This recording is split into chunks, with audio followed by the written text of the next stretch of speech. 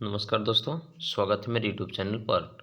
आज का टॉपिक है बिहार एक परिचय, वस्तुनिष्ठ प्रश्न जो कि इम्तियाज अहमद की बुक से ली गई।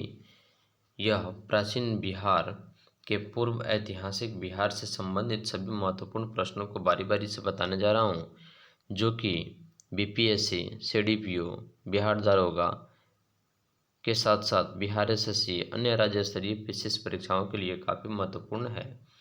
अगर आप मेरे चैनल पर नए हैं तो सब्सक्राइब कर लें और बेल आइकन दबा दें ताकि सभी नोटिफिकेशन आपको मिलता रहे।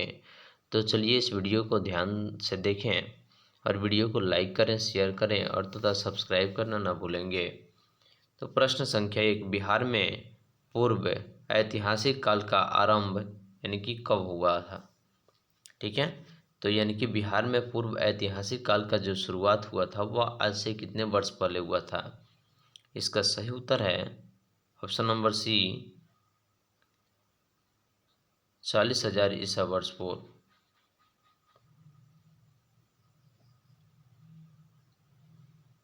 अगला प्रश्न है, बिहार में पूर्व ऐतिहासिक काल के अवशेषों में प्राप्त हुए हैं, यानी कि क्या क्या प्राप्त हुए हैं। इसका सही उत्तर है ऑप्शन नंबर 1 में कुल्हाड़ी के फलक, चाकू एवं खुरपी और मृदु भांड, यानी कि इन सभी तीन, यानी कि ऑप्शन नंबर डी इसका सही उत्तर होगा। बिहार में आदि मानव के निवास के आरंभिक साक्ष्य कहाँ से प्राप्त हुए हैं। बिहार में आदि मानव के निवास यानी कि रहने के स्थान के जो आरंभिक यानी शुरू के जो साक्ष्य हैं वह कहाँ से प्राप्त हुए हैं। इसका सही उत्तर है ऑप्शन नंबर बी, मुंगेर एवं नालंदा से। बिहार में आदि मानव की उपस्थिति के आरंभिक साक्ष्य किस युग के हैं। सही उत्तर है ऑप्शन नंबर ए, पूर्व प्रस्तर युग। बिहार में मध्यवर्ती प्रस्तर युग के साक्ष्य कहाँ से मिले हैं। बिहार में मध्यवर्ती प्रस्तर युग के साक्ष्य यानी कि प्रमाण कहाँ से मिला है। सही उत्तर है ऑप्शन नंबर सी, मुंगेर से। बिहार में चिरांद एवं चेचर से किस युग के अवशेष प्राप्त हुए हैं। सही उत्तर है ऑप्शन नंबर डी, नव प्रस्तर युग। बिहार में ताम्र प्रस्तर युग के परवर्ती चरण के अवशेष कहाँ से प्राप्त हुए हैं। इसका सही उत्तर है ऑप्शन नंबर ए, चिरांद यानी कि सारण से, चेचर वैशाली से, सोनपुर एवं मनेर, यानी कि इसका सही उत्तर होगा ऑप्शन नंबर डी, उपयुक्त में से सभी इसका सही उत्तर है। अगला टॉपिक है ऐतिहासिक काल का आरंभ, यानी कि ऐतिहासिक काल की शुरुआत किस प्रकार से हुई और कहाँ से हुई, इनके बारे में जानना सबसे महत्वपूर्ण है। तो चलिए प्रश्न है, बिहार सहित पूर्वी भारत में आर्यों का आगमन कब हुआ था। अनुमानतः इसका सही उत्तर है ऑप्शन नंबर सी, उत्तर वैदिक काल में, यानी कि लगभग 800 ईसा पूर्व में। बिहार सहित पूर्वी भारत में आर्यों के विस्तार में सहायक कौन कौन था। इसका सही उत्तर है ऑप्शन नंबर बी, लोहे का उपयोग। श्रुति तथा किंवदंती के अनुसार महाभारत युद्ध के समय बिहार में मुख्य राज्य कौन कौन थे। ऑप्शन है मगध तथा विद्रोह, अंग एवं लिच्छवी।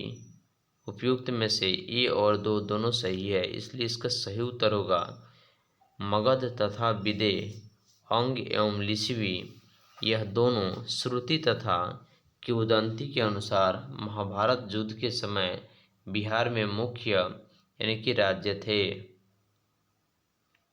वेद के किस ग्रंथ में बिहार के विदेह राज्य में आर्यों के आगमन तथा निवास का साक्ष्य प्राप्त होता है, ये मिलता है।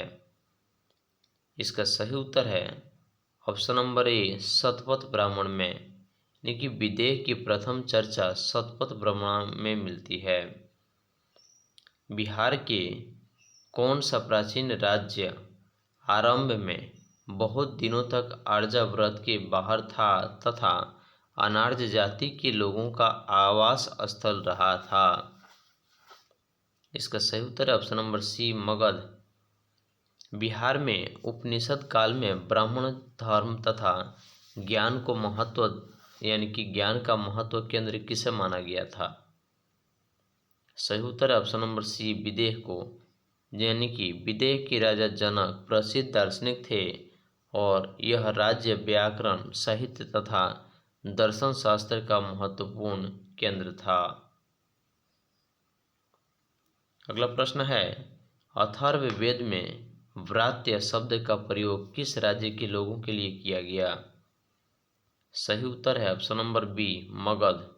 ये अथर्ववेद के एक सूक्त में पहली बार मगध का वर्णन मिलता है। और बिहार का कौन सा राज्य उत्तर वैदिक काल का एक महत्वपूर्ण राज्य था? इसका सही उत्तर है ऑप्शन नंबर डी, विदेह। बिहार के भौगोलिक क्षेत्र की चर्चा सर्वप्रथम किस साहित्यिक रचना से मिलती है? इसका सही उत्तर है option number D, Shatapatha Brahmana से मिलती है। अगला प्रश्न है महाजनपद।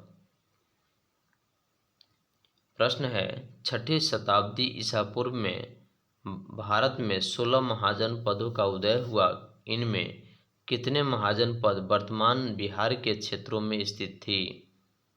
सही उत्तर है ऑप्शन नंबर बी, 3। यानी कि 16 महाजनपदों के बारे में जानकारी बौद्ध ग्रंथ अंगुत्तर निकाय से मिलती है।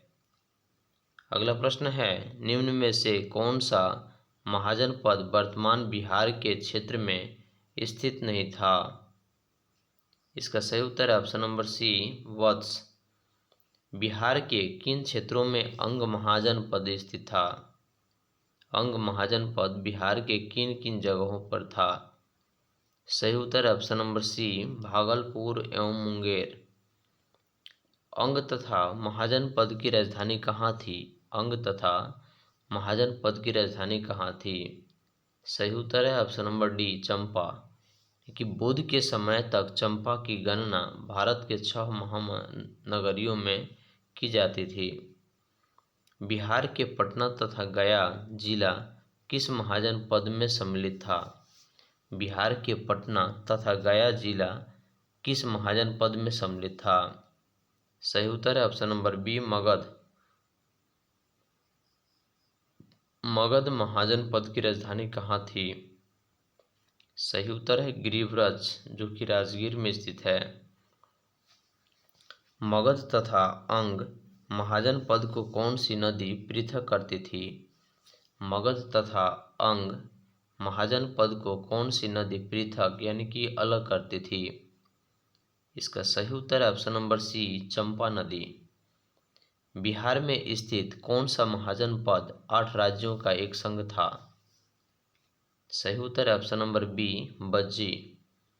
बज्जी संघ में कौन सा राज्य सम्मिलित नहीं थी? सही उत्तर है चेदी। बज्जी संघ की राजधानी कहाँ थी? उत्तर है वैशाली, जो कि लिच्छवी की राजधानी भी थी। बिहार के भागों में स्थित कौन सा महाजनपद में गणतंत्र था? सही उत्तर है ऑप्शन नंबर बी, बज्जी। अगला प्रश्न है, ईसा पूर्व 6ठी सदी में विश्व की प्रथम गणतंत्रात्मक व्यवस्था कहाँ की थी? सही उत्तर है ऑप्शन नंबर ए, वैशाली में, जो कि बिहार में स्थित है। मगध की प्रथम राजधानी कौन सी थी? सही उत्तर है ऑप्शन नंबर सी, गिरिब्रज, जो कि राजगीर में स्थित है। प्राचीन भारत के 16 महाजनपदों में एक कौन था? सही उत्तर है ऑप्शन नंबर डी, अंग। महाजनपद युग में पावापुरी किसकी राजधानी थी? पावापुरी मल गणराज्य की राजधानी थी।